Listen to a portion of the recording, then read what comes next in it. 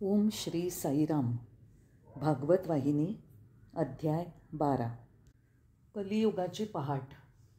भीम म्हणाला, धृतराष्ट्राच्या राजसभेत दुर्योधन, दुःशासन आणि इतर यांनी कृष्णाला प्रश्न विचारला होता की कौरव पांडवांच्या कौटुंबिक कलहात तो मध्ये का पडत आहे आणि दोन बाजूंपैकी एका बाजूवर विशेष कृपा करीत आहे. जणू कौरवांपेक्षा पांडव हे त्याला जास्त जवळचे नातेवाईक आहेत.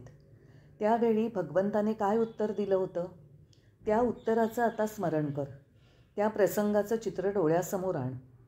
एखाद्या सिंहाच्या छाव्याप्रमाणे मागे पुढे गती वाढवत त्याने गर्जना केली. काय म्हणालात तुम्ही? पांडवांइतकेच कौरव मला जवळचे आहेत? नाही, ते कधीही एकाच पातळीवर येऊ शकत नाहीत. ज्या नात्याने मी पांडवांशी बद्ध आहे ते मी तुम्हाला सांगतो, ऐका.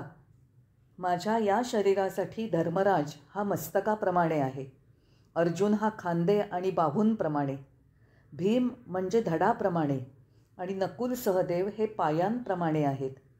अशा या शरीरासाठी कृष्ण हृदयाप्रमाणे आहे. हृदयाच्या शक्तीवर अवयव काम करतात. हृदयाशिवाय ते प्राणहीन आहेत. या वचनाचा आपल्यासाठी अर्थ कोणता? हृदय कार्यापलीकडे गेलं आहे, त्यामुळे पांडव प्राणहीन होतील. आपल्याला आता विलीन व्हायचं आहे.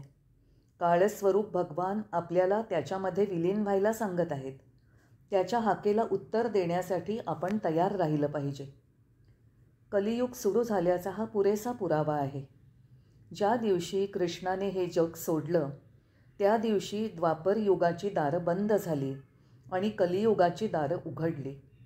अन्यथा या दुष्ट शक्ती आणि क्रूर मनाचे लोक अनिर्बंधपणे हिंडू शकले असते का? प्रत्येक बाणाबरोबर पाठवला जाणारा दिव्य मंत्र अर्जुन कधी विसरला नाही.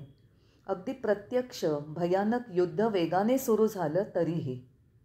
तोच अर्जुन स्त्रिया आणि मुलं यांच्यावर झालेल्या जंगली लोकांच्या प्रत्यक्ष हल्ल्याच्या वेळी कसा विसरला? कलियुगाच्या काळस्वरूपानेच हे भयानक संकट निश्चितपणे ओढवलं आहे. नकुलही सहभागी होऊन म्हणाला, बंधूनो, पूर्वेकडचं आकाश पहाट झाल्याप्रमाणे दिसत आहे. राण्या आणि आपल्या पूज्य मातेला या बदलाची माहिती देऊ आणि वेळ वाया न घालवता पुढचं पाऊल कोणतं उचलायचं ते ठरवू. प्राण निघून गेल्याबरोबर शरीर लगेच विघटित होत नाही, हो ना? अर्थात कृष्ण निघून गेला त्या क्षणालाच आपल्यातले प्राण निघून गेलेत. अवयव थोड्या वेळापर्यंत गरम राहतील. आज किंवा उद्या आपल्यालाही कृष्णाच्या सान्निध्यात पोचायचं आहे. तेव्हा दुःख आणि शोक यात वेळ न घालवता यापुढे ज्या मार्गाने जायचं आहे त्याचा विचार करू आणि त्या प्रवासासाठी सज्ज होऊ. या सूचनेवर सर्वजण सहमत झाले, पूर्ण अनासक्त वृत्तीने. मात्र या वार्तेचा द्रौपदी, सुभद्रा, वृद्ध माता यांच्यावर काय परिणाम होईल याबाबत ते संभ्रमात होते. पण त्याकडे त्यांनी दुर्लक्ष केलं आणि ती वार्ता त्यांना सांगण्याचं ठरवलं. कारण भगवंत जर स्वतःच सोडून गेलेले आहेत तर दुसऱ्याला काय वाटेल याबाबत संभ्रम का असावा? त्यांनी ठरवलं की ज्येष्ठ असलेल्या धर्मराजाने मातेकडे जावं, ते योग्य होईल असा विचार त्यांनी केला. आनंदाचा काळ लवकर संपतो, दुःखाचा नाही. माणसं आनंदात असतात तेव्हा काळ लवकर निघून जातो, पण ते दुःखात असताना तो सावकाश जातो. दुःख हे पर्वताच्या रांगांप्रमाणे जड आहे, तसंच ते अंतिम प्रलयासारखं आहे. धर्मराजाची राजधानी इंद्रप्रस्थला असली तरी पूर्वजांचं सिंहासन हस्तिनापुरातच होतं. महाभारत युद्धामध्ये राजघराण्यातले राजपुत्र आणि ज्येष्ठ मंडळी मृत्युमुखी पडल्याने तिथलं इतर वैभव मात्र नष्ट झालं होतं. त्यामुळे धर्मराज काही महिने इंद्रप्रस्थात आणि उरलेले हस्तिनापुरात घालवत होता. हे लक्षात न घेता अर्जुन इंद्रप्रस्थला गेला आणि धर्मराज तिथे नाही हे पाहून त्या जंगली लोकांच्या ताब्यातून ज्यांना तो सोडवू शकला त्या द्वारकेतल्या काही स्त्रियांना त्याने तिथेच सोडलं आणि तो एकटाच हस्तिनापुरात गेला. तिथे त्याच्याबरोबर वज्र नावाचा कृष्णाचा नातू हा एकच यादव होता. द्वारकेच्या पुरुष संख्येपैकी तो एकटाच उरला होता. बिचाऱ्या वज्रला कुणालाही तोंड दाखवावंसं वाटत नव्हतं. आपण वाचल्याबद्दल त्याला लाज वाटत होती. इतर सर्वांच्या मृत्यूबद्दल त्याला इतकं दुःख झालं होतं की तो अंधाऱ्या खोलीत स्वतःला लपवत उदासपणे सर्व वेळ बसून राहत होता. माता कुंती देवींना अर्जुन आल्याचं सेविकेकडून समजलं. त्यामुळे रात्रभर ती जागी राहिली. तिला वाटलं अर्जुन धावत येईल आणि द्वारकेची काही वार्ता सांगेल. रात्रभर दिवेही जळत होते. झोपण्यासाठी जाण्याचं तिने नाकारलं. थोडा जरी पावलांचा आवाज आला तरी अर्जुन आला म्हणून ती आनंदाने उठत होती. बाळा, तू आलास म्हणून किती आनंद झाला. काय वार्ता आहे? जेव्हा काहीच उत्तर आलं नाही तेव्हा सेविकेच्या नावाने हाक मारून तिने मध्येच विचारलं, याचा अर्थ काय? द्वारकेकडून अर्जुन आला आहे असं तूच सांगितलंस ना? मग तो अजून माझ्याकडे कसा आला नाही? तुझी काहीतरी चूक झाली असणार. दुसरंच कोणी येत असणार आणि तुला वाटलं की तो अर्जुन आहे. अर्जुन आला असता तर तो लगेच माझ्याकडे आला असता. अशा रीतीने अपेक्षा आणि निराशा यात कुंतीने निद्राहीन रात्र घालवली. दिवस उजाडला. प्रत्येकजण आपापल्या कामात व्यग्र होता. दरम्याने तिच्या मनात अनेक प्रश्न येत होते. अर्जुन न येण्याचं कारण कोणतं? तो खरंच आला आहे का? कोणता तरी राजकीय प्रश्न अचानकपणे उपटला आहे का, की जो त्याला भावांबरोबर रात्रीतून सोडवायचा होता? की प्रवासाने खूप दमला म्हणून त्या रात्रीऐवजी दुसऱ्या दिवशी भेटायचं त्याने ठरवलं? द्वारकेत काही जटिल समस्या उद्भवली का, की ज्यासाठी त्याने धर्मराजाशी चर्चा करावी असं कृष्णाने सांगितलं आणि त्याची प्रतिक्रिया आणि सोडवणूक करायला सांगितली? या कूटप्रश्नांमुळे गोंधळात तो आईबाबतचं कर्तव्य विसरला का? अर्थात दिवस उजाडल्यावर तो येईलच, शेवटी तिने स्वतःचीच समजूत घातली. म्हणून पृथ्वीवर अंधार वेढलेला असतानाच ती उठली. तिने स्नान केलं, नवी वस्त्र परिधान केली आणि मुलाच्या स्वागतासाठी तयार झाली. लगेचच तिच्या मनात एक शंका आली आणि त्यामुळे ती अस्वस्थ झाली.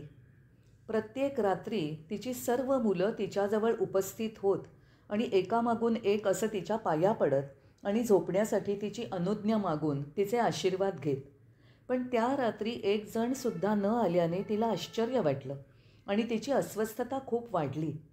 तिने द्रौपदीच्या आणि सुभद्रेच्या दालनात सेविकेला पाठवलं, पण त्या भावांपैकी एकानेही रात्री भोजन केलं नाही असं तिला समजलं. कुंती खूपच अस्वस्थ झाली. तिचं मन असं काळजीने फाटून जात असताना एक वृद्ध दासी आली आणि तिने सांगितलं की धर्मराज अर्जुनासह तिच्याकडेच येत आहेत.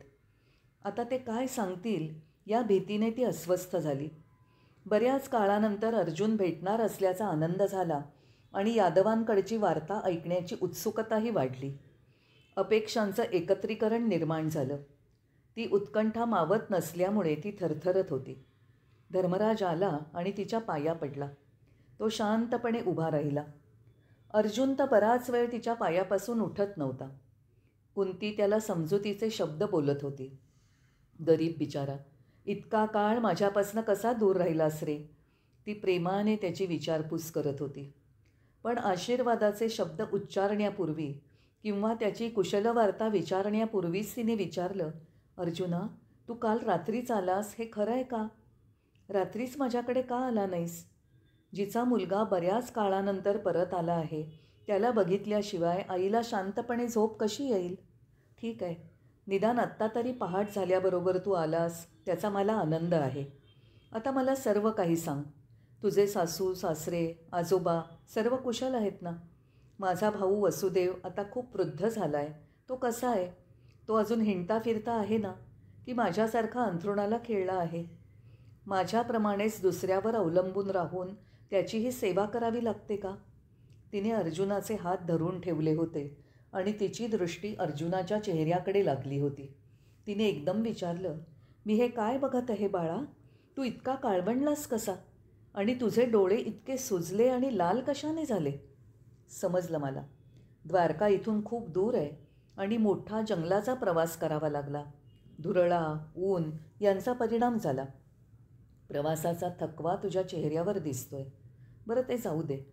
मला सांग, माझ्या श्यामसुंदराने, माझ्या कृष्णाने माझ्यासाठी काय निरोप दिला आहे? तो इथे कधी येणार आहे? त्याला मला बघायची इच्छा नाही का? तो काही बोलला का? अर्थात तो वासुदेव आहे. तो जिथे असेल तिथून तो पाहू शकतो. पण मला तो कधी भेटणार?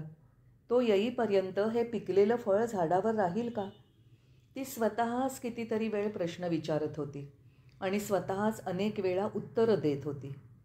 अर्जुन आणि धर्मराज यांना काय हवं आहे या विचारात जागाच उरली नव्हती.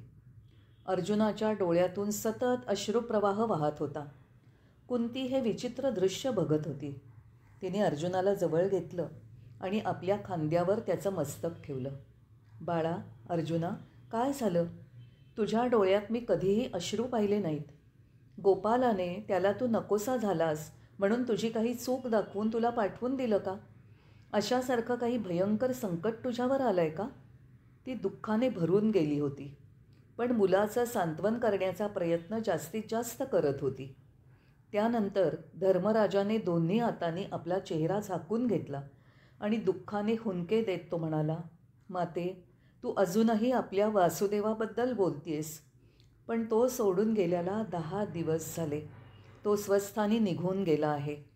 सर्व यादव मृत झाले आहेत. तो असं बोलत असताना कुंतीने डोळे विस्फारले आणि ती म्हणाली, काय? माझा गोपाळ, माझा नंदनंदन, माझ्या हृदयाचा निधी, हृदयाचा.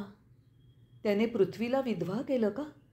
कृष्णा, कृष्णा, जणू त्याला शोधायला जात असल्याप्रमाणे.